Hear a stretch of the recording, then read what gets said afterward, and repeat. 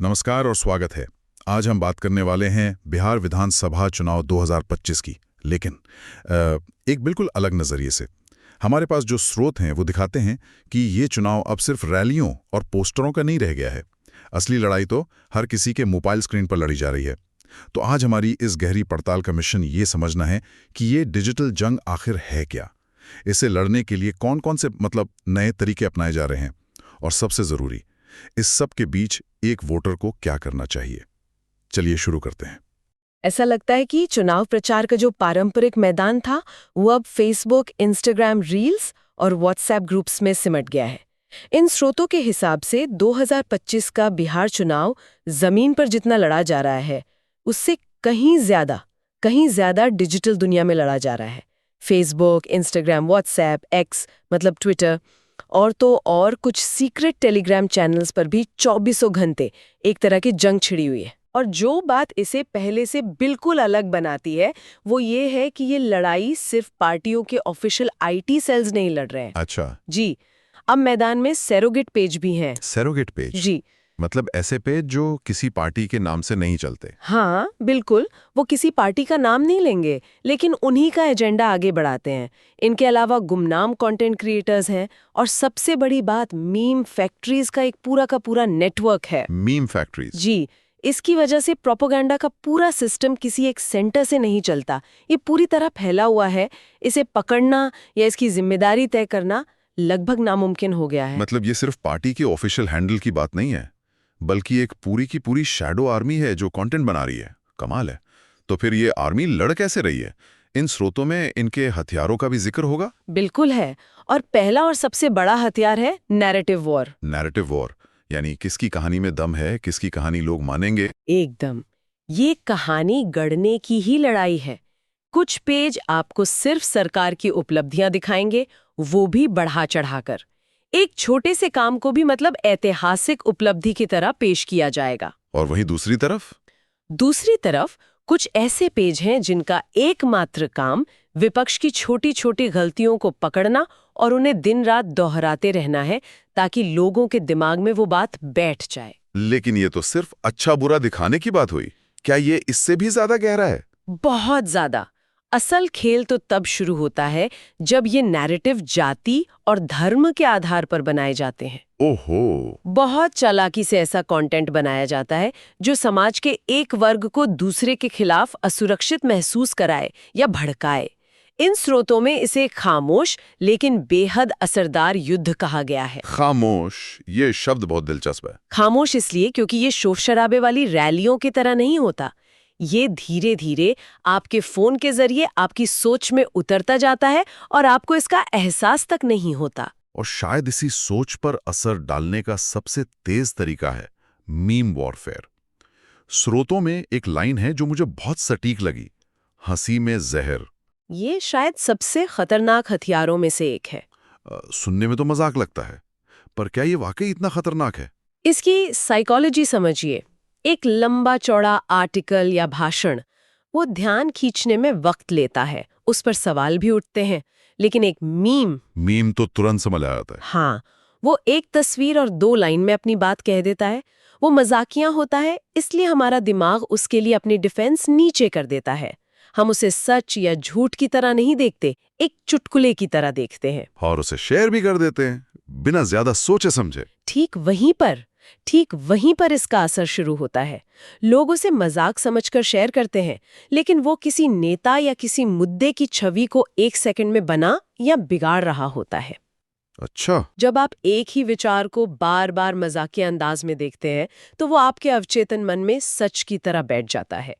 बिहार के राजनीतिक मीम पेजों पर 2025 के चुनाव के लिए इसी मनोवैज्ञानिक हथियार का जमकर इस्तेमाल हो रहा है।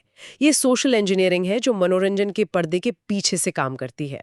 और इसी मनोविज्ञान का फायदा उठाने के लिए शायद अगला हथियार इस्तेमाल होता है, जिसका जिक्र इन रिपोर्ट्स में बार बार है, फेक न्यूज, खासकर वो जो व्हाट्सएप पर फैलती हैं। हाँ, व्हाट्सएप ग्रुप्स तो अब फेक न्यूज की फैक्ट्रियां बन चुकी हैं। फैक्ट्रियां? बिल्कुल, हर दिन फेक सर्वे सर्कुलेट होते हैं जिनमें किसी एक पार्टी को भारी बहुमत से जीतते हुए दिखाया जाता है, जबकि वैसा कोई सर्वे हुआ ही नहीं होता। नेताओं के एडिटेड वीडियो, उनके नाम से चलाए जा रहे झूठे बयान, आधी अधूरी खबरें, ये सब एक साथ मिलकर एक झूठी हकीकत गढ़ते हैं। लेकिन एक सवाल है, लोग व्हाट्सएप पर आई चीजों पर इतना यकीन कर क्यों लेते हैं? इसके दो बड़े कारण हैं।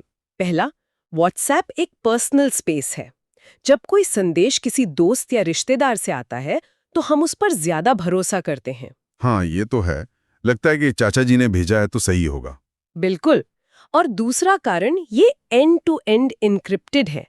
इसका मतलब है कि ये ट्रैक करना बहुत मुश्किल है कि कोई फेक न्यूज कहाँ से शुरू हुई और किसने फैलाई। इसी वजह से गलत सूचना वोट के फैसले को सीधे तौर पर प्रभावित कर सकती है, क्योंकि यहाँ फैक्ट चेकिंग लगभग नामुमकिन है। इन स्रोतों में एक और नए चलन का जिक्र है, इन्फ्लुएंसर्स की एंट्री। मतलब ये अब सिर्फ गुमनाम अकाउंट्स तक सीमित नहीं रहा। सही कहा। अब कई बड़े सोशल मीडिया इन्फ्लुएंसर्स जिनके लाखों फॉलोअर्स हैं, वो भी इस खेल में शामिल हो गए हैं। वो सीधे सीधे किसी पार्टी का नाम नहीं लेते, लेकिन उनका कंटेंट, उनकी बातें एक खास राजनीतिक झुकाव को बढ़ावा देती हैं। और इसके पीछे की वजह क्या हो सकती है? कई वजहें हो सकती हैं। पैसा, पीआर सपोर्ट, या कुछ मामलों में अपना खुद का राजनीतिक भविष्य बनाने की इच्छा। वो अपनी विश्वसनीयता का इस्तेमाल एक राजनीतिक विचार बेचने के लिए कर रहे हैं। वाह! तो narrative, memes, fake news, influencers, ये लिस्ट तो लंबी होती जा रही है। लेकिन इन सब में एक चीज़ है जिसे स्रोत सबसे खतरनाक हिस्सा कहते हैं, डेटा टारगेटिंग। ये क्या है? ये इस पूरे डिजिटल युद्ध का सबसे, कह सकते हैं, परिष्कृत और अदृश्य हथियार है। अदृश्य? हाँ, सोशल मीडिया कंपनियां हमारे बारे में सब कुछ जानती हैं। हमारी उम्र, हम कहाँ रहते हैं, हमारी जाति क्या हो सकती है, हमारी पसंद नापसंद क्या है, हम किस तरह के पोस्ट लाइक करते हैं। इस सारे डेटा का इस्तेमाल करके राजनीतिक दल हमें सीधे टारगेट करते हैं। एक मिनट, इसका मतलब क्या हुआ? मतलब मेरे फेसबुक या यूट्यूब पर जो विज्ञापन आता है वो किसी और को नहीं दिखता? बिल्कुल। इसका मतलब ये है कि एक ही मोहल्ले में रहने वाले दो पड़ोसियों को एक ही पार्टी के बिल्कुल अलग-अलग विज्ञापन दिख सकते हैं। अच्छा। हाँ, हो सकता है एक को विकास और रोजगार वाला विज्ञापन दिखे और उनके पड़ोसी को उसी पार्टी का एक ऐसा विज्ञापन दिखे जो किसी भावनात्मक या ध्रुवीकरण करने वाले मुद्दे पर बना हो। ये सिर्फ प्रचार नहीं है, ये आपके प्रोफाइल के हिसाब से आपकी साइकोलॉजी को टारगेट करने की कोशिश है। इसे माइक्रो टारगेटिंग कहते हैं। बाप रे! मतलब एक ही पार्टी एक ही समय में 10 अलग-अलग चेहरे दिखा सकती है और किसी को पता भी नहीं चलेगा। ये तो वाकई बहुत खतरनाक है। तो चलिए, अब इस पर बात करते हैं कि इन सब का असल में मतलब क्या है। जमीनी स्तर पर इसका क्या असर हो रहा है? इसका सबसे बड़ा और गहरा असर यह है कि लोगों की स्वतंत्र रूप से सोचने की क्षमता हाईजैक हो रही है। हाईजैक? हाँ, लोगों को लग रहा है कि वो अपने विचार खुद बना रहे हैं, लेकिन असल में उनकी सोशल मीडिया फीड, जिसे एल्गोरिदम कंट्रोल कर रहा है, उनकी सोच को बना रही है। एल्गोरिदम आपको वो दिखाता है जो आप देखना चाहते हैं या जो आपके मौजूदा विचारों से मेल खाता है। तो ये एक तरह का इको चेंबर बना देता है।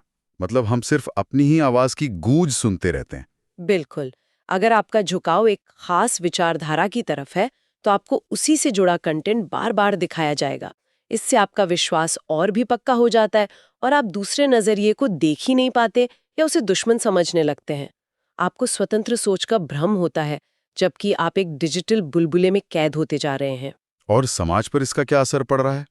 मुझे लगता है कि इन फेक न्यूज़ और ध्रुवीकरण वाले नैरेटिव से सिर्फ ऑनलाइन बहस ही नहीं बल्कि असल दुनिया में भी तनाव बढ़ता होगा ना? निश्चित रूप से। जब जाति और धर्म के नाम पर आधी अधूरी और भड़काऊ खबरें फैलाई जाती हैं, तो उसका असर जमीनी स्तर पर भी दिखता है। समाज में बंटवारा बढ़ता है। इसके अलावा एक और बड़ा नुकसान ये हुआ है कि मुद्दों पर एक स्वस्थ और साफ सुथरी बहस लगभग खत्म हो गई है। विकास, शिक्षा, स्वास्थ्य जैसे जरूरी मुद्दों की जगह मीम्स, ट्रोलिंग और व्यक्तिगत हमलों ने ले ली है। बहस इस पर नहीं होती कि किसकी नीतियां बेहतर हैं, बल्कि इस पर होती है कि किसका मीम ज्यादा वायरल हुआ। स्रोतों में युवाओं का खास तौर पे जिक्र है। 18 से 25 साल के युवा, उन्हें सबसे बड़ा टारगेट क्यों बताया गया है? क्योंकि वे मोबाइल फर्स्ट जनरेशन है। उनकी जानकारी का पहला और अक्सर एकमात्र स्रोत सोशल मीडिया और यूट्यूब ही है। वे पारंपरिक मीडिया जैसे अखबार या टीवी न्यूज़ उतना नहीं देखते। सही बात है। इसलिए वे इस डिजिटल मैनिपुलेशन के प्रति सबसे ज्यादा संवेदनशील हैं और इसका असर हमारी आने वाली पीढ़ी की राजनीतिक समझ पर बहुत गहरा पड़ेगा, जो शायद जटिल मुद्दों को 30 सेकंड की रील या शॉर्ट्स में ही समझने की आदी हो जाएगी। और इन सब का निचोड़ क्या है? अंत में स्रोत जो सबसे बड़ी चेतावनी देते हैं वो क्या है? कि इन सब से हमारा लोकतंत्र ही खतरे में पड़ जाता है। देखिए, एक निष्पक्ष चुनाव की नींव एक जागरूक और सही जानकारी रखने वाले वोटर पर टिकी होती है। बिल्कुल। लेकिन जब डिजिटल तरीकों से वोटर की पसंद को प्रभावित किया जा रहा है, जब उसे सच और झूठ के बीच का फर्क ही नहीं पता चल रहा, तो वो एक स्वतंत्र और तर्कसंगत फैसला कैसे ले सकता है? ये वोटर की आज़ादी पर हमला है। ये सब सुनकर तो काफी निराशा होती है। ऐसा लगता है कि वोटर एक कठपुतली बन गया है। लेकिन अच्छी बात यह है कि स्रोत सिर्फ समस्याएं गिराकर नहीं छोड़ते, वो समाधान भी देते हैं। तो एक वोटर के तौर पर इस डिजिटल चक्रव्यूह से निकलने के लिए क्या किया जा सकता है? सबसे पहला और सबसे जरूरी कदम है एक आदत बनाना। हर बात पर तुरंत यकीन न करने की आदत। कोई भी चौंकाने वाली खबर, कोई सर्वे या किसी नेता का अजीब बयान दिखे तो उसे आगे भेजने या सच मानने से पहले एक बार जरूर जांचें। और जांचने के लिए क्या तरीके हैं? कोई भरोसेमंद प्लेटफॉर्म्स हैं? हाँ, कई स्वतंत्र फैक्ट चेकिंग प्लेटफॉर्म्स हैं, जैसे ऑल्ट न्यूज़, बूम लाइव, सरकार का अपना PIB फैक्ट चेक भी है। बस गूगल पर खबर की हेडलाइन डालकर सर्च करने से भी कई बार सच्चाई सामने आ जाती है। तो जिम्मेदारी अब हम सब की है। बिल्कुल, हमें सूचना के सिर्फ उपभोक्ता नहीं बल्कि आलोचक बनना होगा। स्रोतों में कुछ और व्यवहारिक आदतें अपनाने का भी सुझाव है, जैसे कि मीम्स को लेकर क्या करना चाहिए? मीम्स को मनोरंजन समझें, खबर नहीं। उन पर हंसिए, लेकिन उनके आधार पर अपनी राय मत बनाइए। दूसरी अहम बात, व्हाट्सएप पर आए किसी भी पॉलिटिकल फॉरवर्ड पर तब तक भरोसा न करें जब तक आप उसे किसी भरोसेमंद न्यूज़ वेबसाइट पर न देख लें। और निजी जानकारी, उसका क्या? हाँ, ये बहुत ज़रूरी है। किसी भी अनजान लिंक पर क्लिक करके अपनी निजी जानकारी जैसे फ़ोन नंबर या लोकेशन कभी साझा ना करें। इसी डेटा का इस्तेमाल आपको टारगेट करने के लिए होता है। एक बहुत ही दमदार सुझाव ये भी दिया गया है कि अपने राजनीतिक फैसले रील्स और मीम्स के आधार पर नहीं, बल्कि जमीनी हकीकत के आधार पर लें। बिल्कुल, खुद से ये सवाल पूछना बहुत ज़रूरी है। पिछले 5 सालों में मेरे इलाके में किसने काम किया, किसने सड़कें बनवाईं, स्कूल अस्पताल की क्या हालत है, किसके समय में घोटाले हुए। ये सवाल शायद आपको किसी इंस्टाग्राम रील में नहीं मिलेंगे, लेकिन एक जिम्मेदार वोट का आधार यही सवाल बनते हैं। तो एक तरह से एक एक्शन प्लान भी दिया गया है। अगर हम उसे संक्षेप में बताएं तो वो क्या होगा? एक्शन प्लान बहुत सीधा है। पहला, जातीय, धर्म और भावनात्मक मुद्दों से ऊपर उठकर विकास, शिक्षा और रोजगार जैसे मुद्दों को अपनी प्राथमिकता बनाएं। दूसरा, सिर्फ सुनिए मत, तुलना कीजिए। पार्टियों के घोषणा पत्र पढ़िए, उनके पिछले कामों का रिकॉर्ड देखिए। तीसरा, किसी भी खबर की पुष्टि हमेशा कम से कम 2 अलग-अलग और विश्वसनीय स्रोतों से करें। और चौथा, इन्फ्लुएंसर्स पर आंख बंद करके भरोसा मत कीजिए।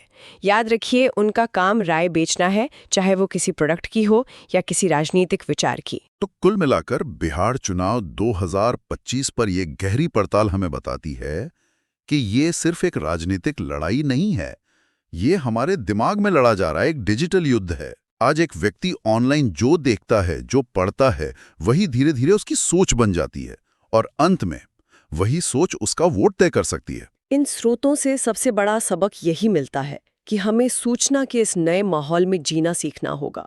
ये माहौल अब तटस्थ नहीं है, ये एक बाजार है जहां हर कोई हमारा ध्यान और हमारा विश्वास खरीदना चाहता है। सही कहा। इसमें टिके रहने के लिए वोटरों को नए कौशल की जरूरत है। शक करना, सवाल पूछना, तथ्यों की जांच करना और वायरल कंटेंट की चमक दमक के बजाय ठोस मुद्दों पर ध्यान केंद्रित करना। जैसा कि स्रोत कहते हैं, सिर्फ वीडियो ना देखें, सोचें, सवाल पूछें और तथ्य खोजें, क्योंकि सही जानकारी ही लोकतंत्र को बचा सकती है। और जाते जाते एक विचार छोड़ जाती हूँ। जैसे जैसे ये डिजिटल अभियान और भी ज्यादा पर्सनल और सटीक होता जाएगा, तब क्या होगा जब एक राजनीतिक संदेश सिर्फ और सिर्फ एक व्यक्ति के लिए बनाया जाएगा? एक ऐसा संदेश जिससे कोई दूसरा देख उस पर बहस या उसे फैक्ट चेक भी नहीं कर पाएगा। एक समाज ऐसी स्थिति से कैसे निपटेगा जहां लाखों अलग अलग राजनीतिक सच्चाइयां एक ही समय में एक साथ मौजूद हों?